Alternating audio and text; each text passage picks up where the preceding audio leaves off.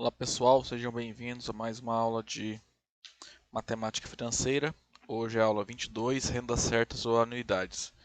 Antes de começar, só relembrar que a apostila que eu tinha colocado para vocês lá no Classroom, eu editei, tá? E coloquei um novo capítulo 5, tá?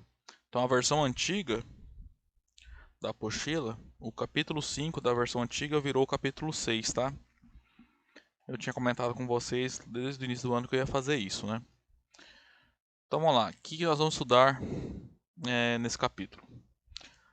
Vamos estudar aqueles problemas em que envolve um financiamento ou um parcelamento de uma compra de uma conta, tá? De algum investimento. Então, renda certa ou anuidades é o nome que se dá ao pagamento sucessivos, tanto ao nível de financiamento quanto investimentos, tá? Então a ideia vai ser a seguinte, tá? Então imagina a situação, por exemplo, você vai numa loja e compra uma geladeira. Aí você vai lá, dá uma certa entrada e o resto você parcela em várias prestações, né? Em várias parcelas mensais, por exemplo. Então, o problema que nós vamos estudar aqui então é relacionar a taxa de juros com o valor dessas prestações, com o valor à vista do objeto, tá? Esse tipo de problema, tá? Bom, nos nossos problemas, a duração do pagamento das parcelas são pré-determinadas, tá? E, ok, então, que existem uns outros tipos de pagamentos, como por exemplo aluguéis, que o valor das prestações variam, né, conforme o passar do tempo, ok? Então, os problemas que a gente vai estudar aqui são sempre, digamos assim, bem definidos o tempo, né, a duração, o número de parcelas que serão feitas, tá? Os valores dos pagamentos, a taxa de juros, tá? Tá, quando a gente faz uma parcelamento de uma dívida, né? Tem essencialmente três formas da gente calcular, tá? Como que esses pagamentos serão feitos. Ah,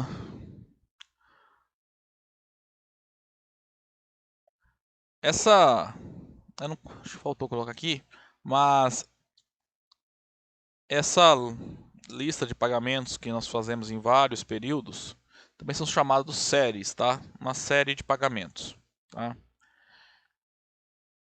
Bom, essencialmente existem dois tipos, tá? Mas também existe um terceiro, depois a gente vai ver, que meio que se relaciona bem fortemente com os dois primeiros tipos, que são as séries post-antecipadas e as antecipadas, tá? O que é uma série post-antecipada? É aquela em que nós vamos fazer os pagamentos no fim do período, tá? E não na origem. Ou seja, por exemplo, suponha que na data zero você foi lá e comprou uma geladeira, igual eu falei antes, de um certo valor P. Aí esse valor, que é o P é o valor à vista, né, o seu principal. Ele foi parcelado em N parcelas de mesmo valor R, tá? Em N meses, por exemplo, tá? Então, a primeira parcela, o primeiro pagamento ocorre a um mês, tá? Após a aquisição da geladeira, tá? Então, isso é postecipado, que a gente começa a pagar depois, no próximo período, tá? Como por exemplo, a fatura do cartão de crédito. É um exemplo, né? Nós compramos e pagamos só no próximo período, ok? Série antecipada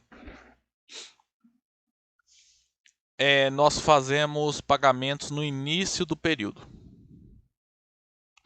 Então, por exemplo, se aqui na nota zero eu comprei lá a geladeira que custa um certo valor P, então você vai parcelar ela em N pagamentos, sei lá, em N meses, de mesmo valor R, por exemplo. Então, no dia da compra você já paga a primeira prestação, a primeira parcela desse financiamento, tá? Então por isso, então você vai fazer N pagamentos, né, desde a data 0 até a data N-1, tá? Essencialmente a diferença então é que na post-antecipada você começa a pagar um período após a compra do bem, por exemplo, tá?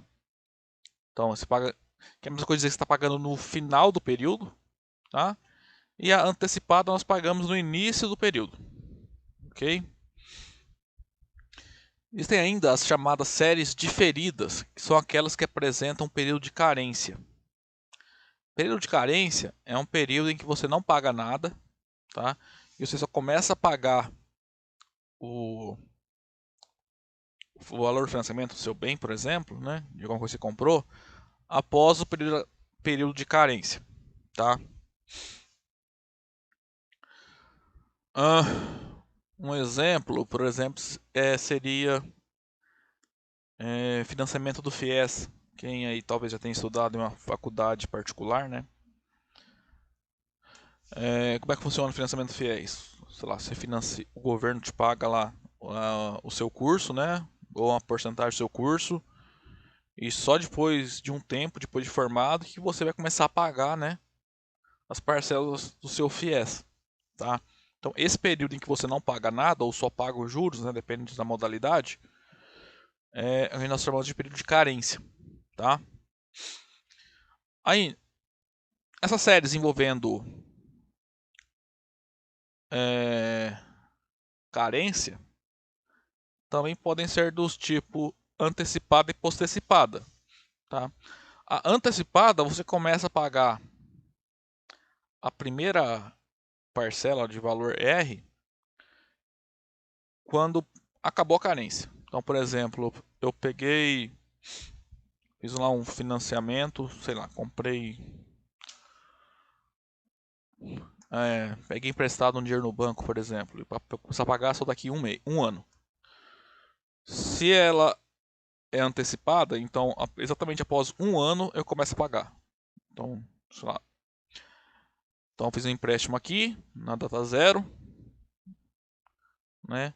Aí no mês 12, né, que seria o C, eu já começo a pagar. Então, por exemplo, se eu fiz um empréstimo aqui no dia 1º de janeiro de 2020, então no dia 1º de janeiro de 2021 eu começo a pagar, tá? Isso é antecipado. Tá? Quando acabou a carência, já pago no primeiro dia após o término da carência. A post-antecipada, o que vai acontecer? Então, se eu fiz o empréstimo no dia 1º de janeiro, então aqui a carência se encerra no dia 31 de dezembro de 2020, tá? E eu só vou pagar no último dia de janeiro, ou no primeiro dia de fevereiro, tá? Essa é a diferença, então, tá? Entre as séries de diferida antecipada e postecipada, tá? Bom, essencialmente não tem muita diferença entre esses dois modelos, né? Se as séries são antecipadas ou postecipadas, tá? Se você começa a pagar um mês após a compra ou no período, ou digamos assim, no mesmo dia que você comprou, fez o financiamento, ou comprou ou um bem, ou fez um empréstimo, tá? Tanto faz se você, no final das contas, para nossas que interessa para a gente, não vai fazer tanta diferença se a gente começa a pagar no próximo período ou no período, na data 0, a gente começa a fazer o pagamento, tá? Então a gente vai ver basicamente aquelas unidades, né, aquelas séries em que são postecipadas, tá? Em que nós começamos a pagar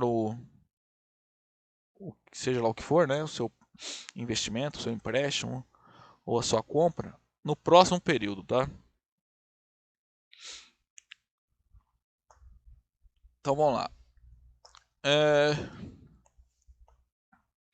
Então, vamos supor que nós temos então lá um certo valor que foi parcelado em várias parcelas, tá? Na data 0, esse valor tem um certo valor que nós conhecemos como valor atual, tá? Também ele é chamado de valor presente, tá? que vai ser a mesma coisa para a gente que o nosso capital ou principal. Então, ele representa a soma das parcelas atualizadas para a data 0, tá? Então, por exemplo, esse gráfico aqui, ó, esse desenho aqui, ó. Se eu tenho um certo bem, sei lá, aquela geladeira que eu falei, valor P.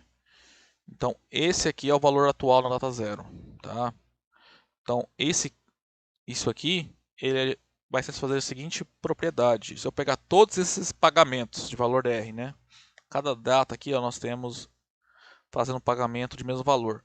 E descapitalizá-los todos para a data 0. Trago todos eles para essa data. E somo, essa soma tem que dar o valor P, tá? Então essa é a propriedade que está falando aqui, tá? Então esse valor atual corresponde à soma dos valores atuais dos termos da série, né? Ou seja, aqueles pagamentos de valor R.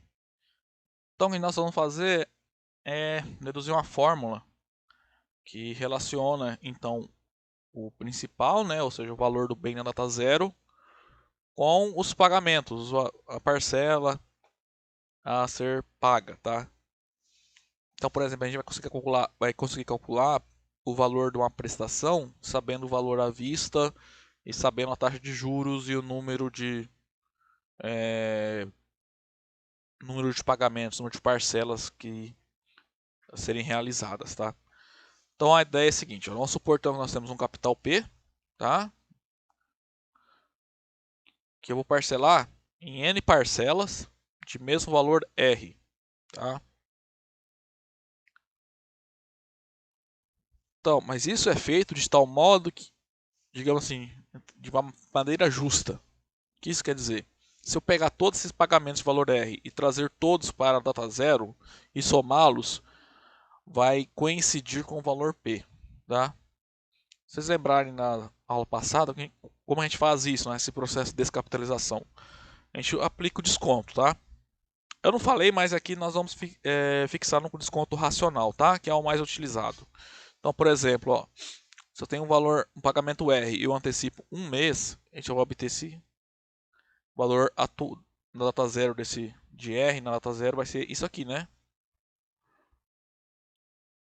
Que isso aqui é justamente o que a gente já faz a fórmula usual, né? Tá? Agora, se eu pegar esse valor R, esse pagamento no segundo mês e antecipá-lo, né, descapitalizá-lo 2 períodos, a gente vai chegar em R dividido por 1 mais I ao quadrado, tá? Que é a mesma coisa que escrever R vezes 1 mais I elevado à potência menos 2. Então a gente vai fazer isso para todos os pagamentos. Leva todos eles para a data 0. Calcula o valor atual deles na data 0. Tá? Então nós fazemos isso de tal modo que a soma deles coincida com o valor a ser financiado. Tá? Outra observação. Então vai acontecer isso aqui. Ó. O seu principal vai ser então a soma das parcelas, né? No valor na data 0.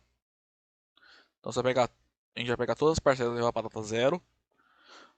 Só que acho que todo mundo deve conhecer a situação, né? Que quando a gente faz um financiamento, um empréstimo, alguma compra parcelada, em alguns problemas a gente paga uma entrada, né? Então eu estou colocando aqui em evidência a entrada também, tá? A entrada não entra nessa conta aqui, tá? Porque nessa conta aqui eu estou colocando só os valores das parcelas, tá? Então olha só, isso que eu pintei de amarelo aqui, ó. Pode ver a soma de vários termos, né? Várias parcelas que dependem não. Em cada uma tem um número R. Então esse R a gente pode colocar em evidência. Então nós obtemos essa conta aqui, ó. O valor à vista do objeto, tá? Que geralmente vai ser o P, né? O seu principal. Ele vai ser a entrada mais R que multiplica esse número aqui que eu estou pintando de azul. Essa expressão entre colchetes a gente consegue demonstrar